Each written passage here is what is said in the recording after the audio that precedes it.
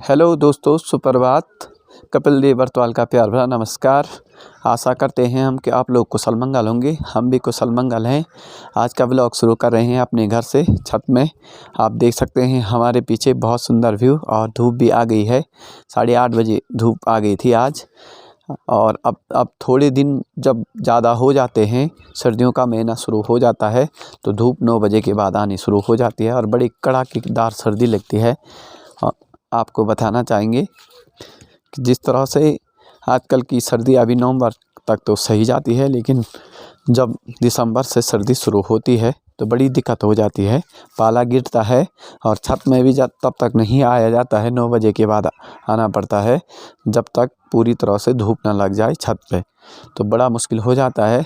आप लोग हमारे साथ। दोस्तों, ये है हमारी नई वाली मकान जो 2013 में बनी थी, और ये है हमारी पुरानी मकान जो आप लोग हम ठीक पीछे देखेंगे, जंगला वाली मकान। ये है हमारी पुरानी वाली मकान जो कि पीढ़ी पुश्तौना वाली मकान है। हमारे पिताजी ने, दादाजी ने ये खड़ी की है और बहुत अच्छी मकान है। इसकी हम संवारने पर लगे हुए हैं। देखते हैं आने वाले भविष्य में कुछ लकड़ियाँ मिलती हैं या नहीं, ये देखते हैं। और आपका इसका सबसे बढ़िया तरीका जो लगता है गढ़वाली में, वो लगता है इसका गणेश का मोर। आपको बता दें, ये ठीक हमारे पीछे देख सकते हैं आप। ये बहुत ही सुंदर इस पर जो बना रहता है गणेश का, ये सबसे अच्छा माना जाता है। और घर गांव में आपने देखा होगा कि किसी का भी अगर जंगले वाली मकान होगी तो उसमें ये ज़रूर गणेश जी की मूर्ति ज़रूर बनाई रहती है। और इसका सबसे अच्छा है हमारे सनातन धर्म में उदाहरण कि अगर एक बार गणेश की खोई पे लगा दिया है, गणेश भगवान जी को दर्शन हो गए हैं, तो कोई भूत पिशाच या कोई भी आपके घर में वास नहीं करता है बुरी चीज़ें। तो इस तरह से अब ये चीज़ें गायब होती जा रही हैं। बड़ा चिंता का विषय है। इस पर लोग फिर से अब काफ़ी ज़्यादा अमल कर रहे हैं कि जंगला वाली मकान होनी चाहिए। इसके बारे में आप लोगों का क्या कहना है? गए हैं बिचखोला में, जो कि बीच चौक है और सबसे प्रसिद्ध चौक माना जाता है ये हमारे ग्राम सभा बेड़ामल्ला का।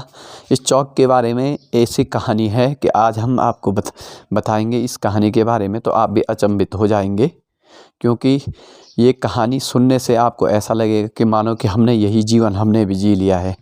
यहाँ का जो सबसे अच्छा है हम आपको बताते हैं अपने आगे की कैमरे। ये आगे के कैमरे से हम आपको बता रहे हैं।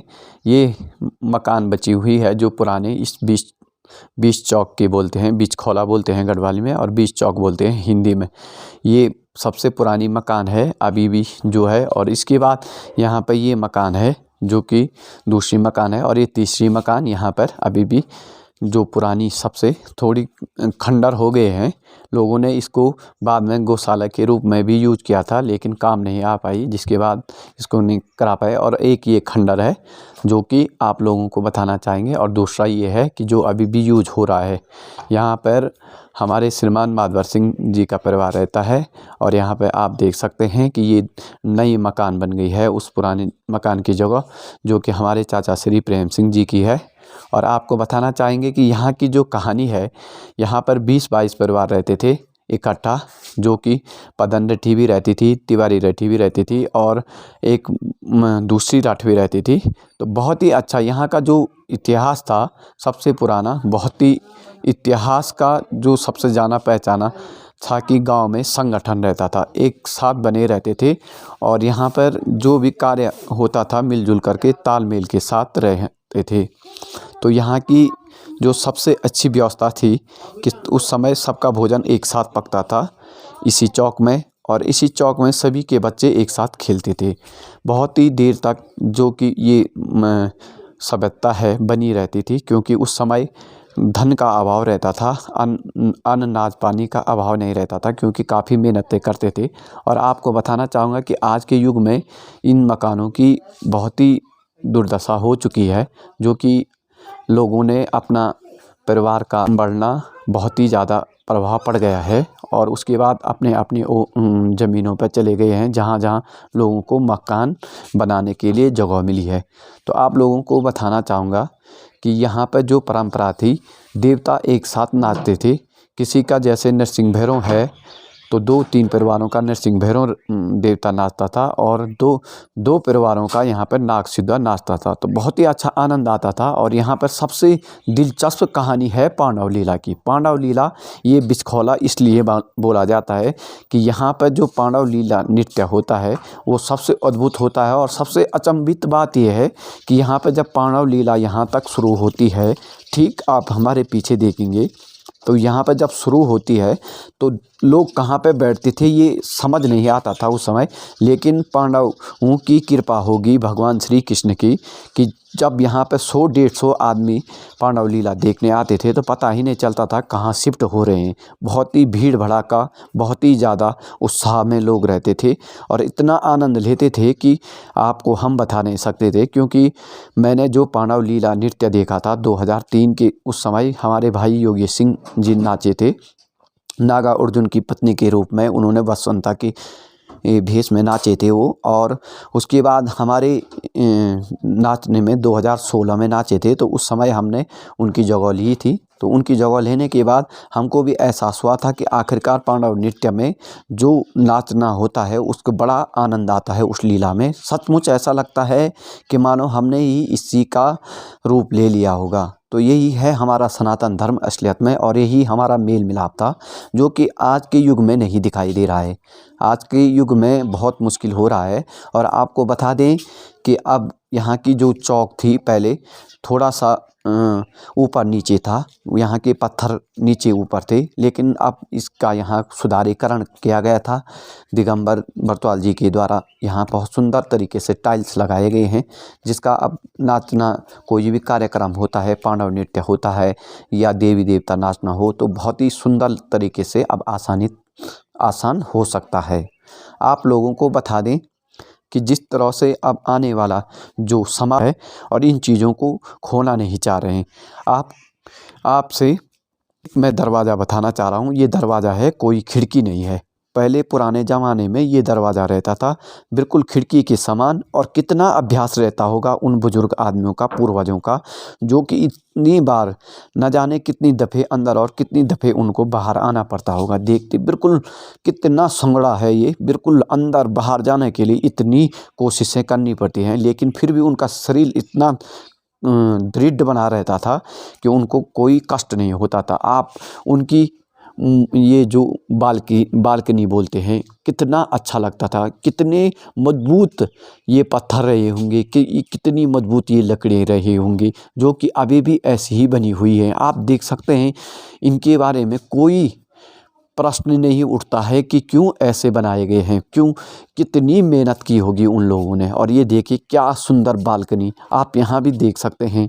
लगातार हम प्रश्न उठा रहे थे कि क्यों अभी भी ये क्या जिंदा नहीं हो सकते हैं ये चीज़ें, क्यों हमारे संस्कृति से इनका अवलोकन हो रहा है, जो कि बहुत ही विचार करने, चिंता करने के लायक है कि इस तरह की बालकनियों को क्यों समाज से हटाया जा रहा है और क्यों इन पर चिंता का विषय नहीं दिया जा रहा है।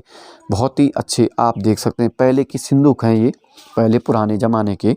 तो इतना नाज भरा रहता था इनमें, देखने लायक रहता था कि हमारे ये जो जितने भी बुज़ुर्ग हैं अभी भी 1952-53 से लगातार लोग, ये देखिए मैं इस खोई के बारे में बात कर रहा था। इस तरह से चित्र बनाए जाते थे भगवान जी के, सूर्य भगवान जी के, गणेश जी के। बहुत ही अच्छे त्यौहार बोलते थे और बहुत ही अच्छे बालकनी आप इनकी ये देखिए राजा महाराजाओं वाले। बहुत हमने भी देखा है यहाँ श्रीमती दीपा देवी जी को, दादी हमारी, जो कि हमने भी इन कमरों में उनके साथ कभी बचपन में भट्ट वगैरह भूज करके खाते थे। तो बहुत अच्छा लगता था कि यार इन चीज़ों को हमने अपने जीवन में जिया है, यादें हैं हमारे साथ। हमारे मित्र पपेंद्र बरतवाल जी की दादी यहाँ रहती थी और यहाँ पर वो चाय वगैरह बनाती थी तो हम उनके साथ गप्पे लगाते थे तो बहुत अच्छा लगता था। ये हमारी बिचखोला वाली कुआड़ी है जो आप देख सकते हैं सामने से। और यहाँ पे हमने बचपन में बहुत ही अच्छा क्रिकेट खेला है, क्रिकेट खेलते थे और कबड्डी खेलते थे। तो इतना मज़ा आता था इस चौक में। अब हमें कभी भी हंसी भी आती है कि ये बचपन क्या था और जो बचपन अब जी रहे हैं जिस जवानी में हम, अब केवल हमारे ऊपर चिंता का, विषयों का भार पड़ा हुआ है। बहुत मुश्किल होता है जीने के लिए कि हरदम लगता है कि कभी वो बचपन वापस आएगा या नहीं। इसके साथ इस बचपनों को जब भी याद करते हैं तो वो बहुत ही अच्छा लगता है। एहसास होता है कि कोई जीवन हमने सुखद जीवन जिया है। और आप लोगों को हमारे समाज में इस तरह की चीज़ों को फिर से सुधारीकरण हो रहा है। और यहाँ पर जो बीच चौक में है, ये यहाँ पर लाइट लगाई गई है सौर ऊर्जा की, बहुत अच्छा उजाला होता है। आपको रात को भी दिखाएंगे यहाँ का व्यू कि किस तरह से ये चौक चमकता है रात को, और बहुत ही अच्छा लगता है। यहाँ पर जो इस चौक की चिंता करते हैं, यहाँ पर श्रीमान माधवर जी और श्रीमान प्रेम जी, जो कि लगातार उनके परिवार इस चौक की सफाई और इसका देख रेख करना उनके काम है, और जो कि वो करते चले आ रहे हैं। उनके 2 परिवार ही यहाँ पर रहते हैं, बाकी का यहाँ पर लोग कोई नहीं रहता है। आपको हमने पहले भी बताया है। यहाँ पर नरसिंह भैरव देवता रहते हैं। देखिए आप खिड़की के बराबर दरवाजे, वहाँ अंदर देखेंगे आप तो पूरा आपको कमरा मिलेगा, लेकिन हम वहाँ कमरे का नहीं दिखा सकते हैं, क्योंकि मैंने अपना व्यक्तिगत वीडियो में कहा कि मैं कभी भी अंदर देवी देवताओं के अंदर प्रवेश में फ़ोटो खींचता हूँ। आप देखिए कि यहाँ पर जितनी खिड़की के बराबर दरवाजे, और अंदर जाते हैं, बाहर से जाने में परेशानी होती है, लेकिन अंदर जाते हैं तो बड़ा खुला मिलता है। तो इस तरह के दरवाजे रहते थे। और ये हैं यहाँ की ऊपर की, आप लगा सकते हैं अंदाज़ा कि किस तरह से इन लोगों के, और इन मकानों पे अभी भी टच कुछ नहीं हो रखा है। जिन्होंने अपने गौशाला के रूप में इनका अभी भी जीवन यापन कर रहे हैं, बहुत अच्छे हैं, अभी भी फर्स्ट क्लास चल रहे हैं। लेकिन जिनके द्वारा थोड़ा सा छोड़ा गया तो वो सीधे टूट करके नीचे गिर गए हैं, और पटई की चितड़ी बितड़ी हो गई है। ज़्यादा कुछ नहीं है। यहाँ पर थोड़ा 2-4 अगर बाँसें लग जाए और पटई लग जाए और थोड़ा सा उसका सुधारीकरण किया जाए तो अभी भी जैसे कि तैसे हैं, ना के बराबर। इतनी मोटी बारिश होती है, इतना ज़बरदस्त पाला गिरता है, पर लकड़ियों पर टू से टच नहीं होता है। आप देखिए ये लोग यहाँ पर अपनी इतनी पुरानी मकान को यूज कर रहे हैं, उन्होंने सुधारीकरण किया थोड़ा सा। आप देख सकते हैं उनकी बालकनी के अंदर से, जब हमारी श्रीमती घुनेया देवी बॉडी ताई जी बोलते थे तो वो हमको डांटने के लिए बाहर आती थी, तो इतना अच्छा लगता था कि हम कहते थे कि गाड़ी के बस के अंदर से हमें उनके आवाज़ लगाई जा रही है उनके द्वारा। तो इतना अच्छा अनुभव प्रदान होता था, क्योंकि उस समय तो वो बचपना था कि पकड़ना हमको नामुमकिन था। पर लेकिन जब हम यहाँ पर क्रिकेट खेलते थे और ऐसी फुर्ती रहती थी कि एक गेंद में कभी कभी 4-4 रन भी बटोरने होते थे, तो ये जीवन था। इस जीवन की जो कहानी आपसे लगा रहा मैं कि आप समझेंगे नहीं, आपको लगेगा ही नहीं कि ये कहानी हमने सुनी है, ऐसा लगेगा ये जीवन हमने जिया है। और ये बचपन, अगर कोई इस तरह का बचपन जिए तो उसके साथ हमेशा एक ही चीज़ रहता है कि हमको अपने आने वाले भविष्य पीढ़ी को इसी तरह से बचाना है, और उनको सिखाना है कि भाई अपने पढ़ाई के साथ साथ अपने ज़िंदगी में अपने खेलों को भी जियो। आज जिस तरह से पबजी, ये फ्री फायर, और आप देखिए अनेकों गेम मोबाइलों में पड़े हुए हैं, लेकिन बता है मानसिक संतुलन टूट रहा है। ये बहुत गलत हो रहा है। और इन खेलों को अगर आप अपने बच्चों को ला करके इस चौक पर लाएंगे और उनके द्वारा मस्त गेम खिलाया जाए, उनको कबड्डी खिलाया जाए, दौड़ भाग वाला खिलाया जाए, कुछ भी गेम खिलाओ, लेकिन आपको चौक के ऊपर अपने बच्चों को ला करके यहाँ पर उनके साथ समय बिताना पड़ेगा। जब समय बिताओगे तो बच्चों को अपने आप में बुद्धि, विवेक और सब समन्वय, समाज के प्रति जागरूकता बढ़ेगी। तो आप लोगों से निवेदन है कि अपने बच्चों को गेम में न घुसने दें, उनको घर के गेम सिखाएं। जो भी गेम है उनको मोबाइल के प्रति नहीं बल्कि समाज के प्रति है। वो तो अभिन्न अंग है, सोशल नेटवर्क तो एक अभिन्न अंग बन चुका है, लेकिन उसका वहीं तक हमें अभी भी यूज करना चाहिए जहाँ तक सीमाएँ बनी हुई हैं। खंडर दिखाई दे रहा है। यहाँ पर कभी में तिवार रट थी, तिवारी रट के 5 या 6 मोह रहती थी, जो कि अच्छा सा मिलजुल करके रहते थे। नीचे की ओर 3 मोह और 3 नीचे ऊपर की ओर 3 परिवार, तो जो कि अच्छा तालमेल के साथ रहती थी। और आज के युग में ये भी खंडर पड़ा हुआ है, जो कि बहुत ही मुश्किल और चिंता का विषय होता जा रहा है। और उस दीवार को देख कर के अभी भी आँखों में वही सपने याद आते हैं कि काश यहाँ पे तिवार की रट रहती तो कितना आनंद आता। इसके पीछे एक आरू का पेड़ था बहुत बड़ा, जो कि काफ़ी अच्छे, हम चोर करके भी खाते थे, मांग करके भी खाते थे। बहुत यादें हमारे इससे जुड़ी हुई हैं और इनकी जो हम आज कहानियाँ आपसे लगा रहे हैं, बड़ा अच्छा लगता है क्योंकि अब तो केवल यहाँ पर ये खंडर ही दिखाई दे रहे हैं। और इस तरह की जो संस्कृति थी पहले, किस तरह से हाथ से बनाई गई हुई आप देख सकते हैं इनके बारे में। और क्या ज़बरदस्त तरीके का, क्या कला रही होंगी राजा महाराजाओं वाली। आप देख सकते हैं कि इसको मैं त्योहार इसीलिए बोल रहा हूँ। एक बड़ा टिहरी महाराजाओं जैसा वाला बड़े से गुंबद की तरह सा, बहुत ही अच्छा। इसका तो जितनी अपनी बातें करें इतना ही कम है। और अब इस तरह से बिल्कुल सुनसान पड़े हुए हैं मकान, जो कि एक चिंता का विषय बना हुआ है। आपसे ये हैं हमारे तीनों भाई लक्ष्मण जी, विक्रम जी और देवेंद्र जी, जो कि अब गोपेश्वर में स्थापित हो चुके हैं। बहुत पहले इस तरह की मकानों को छोड़ गए हैं वो, और अब इस तरह की यहाँ पर गांव की थोड़ी बहुत परिवारें इधर उधर हुई हैं, ज़्यादा भी नहीं। यहाँ पर राजेंद्र जी का मकान है ये, और इस तरह से, और यहाँ बगल वाले हमारे मकान है, और यहाँ बीच से रास्ता जाता है। तो आप लोगों को दिखा होगा कि शानदार जो हमारी संस्कृति के बारे में कह रहा हूँ मैं, कि अपनी संस्कृति को बचाना है हमको। ऐसा नहीं है कि बाहर हमें कोई भी नौकरी नहीं करनी है, आजीविका नहीं चलानी है, वो भी चलानी है, लेकिन अपने समाज को भी बचाने की कोशिश ज़रूर करना पड़ेगा हमको।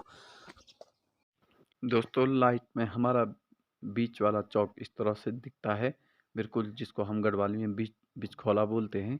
और आप देख सकते हैं कि लाइट में बहुत अच्छा लगता है। यहाँ पर हम लोग गर्मियों में काफ़ी देर तक लाइट में भी खेल सकते हैं, आनंद ले सकते हैं आप। और आप देख सकते हैं यहाँ पर ठीक ये सौर ऊर्जा यहाँ पर इस तरह से चमकती है रात को, बिल्कुल जिस तरह से अब स्टेडियमों में लाइट लगाई जाती है। और आप लोग यहाँ पर आनंद ले सकते हैं। जब आने वाले 2023 में यहाँ पर पांडव लीला होगी, तो आपको हम बहुत सारे व्लॉग बना करके यहाँ से अपने यूट्यूब की सुंदर तरीके से आपको दिखाएंगे और भरपूर आनंद लेंगे आप। दोस्तों, आज की वीडियो यहीं पर समापन करते हैं। पूरी वीडियो देखने के लिए धन्यवाद। हमारे चैनल को लाइक, शेयर, सब्सक्राइब करें और बेल आइकन का बटन ज़रूर दबाएं। आपको नई वीडियो मिलती रहेगी। जय हिंद, जय भारत, जय उत्तराखंड।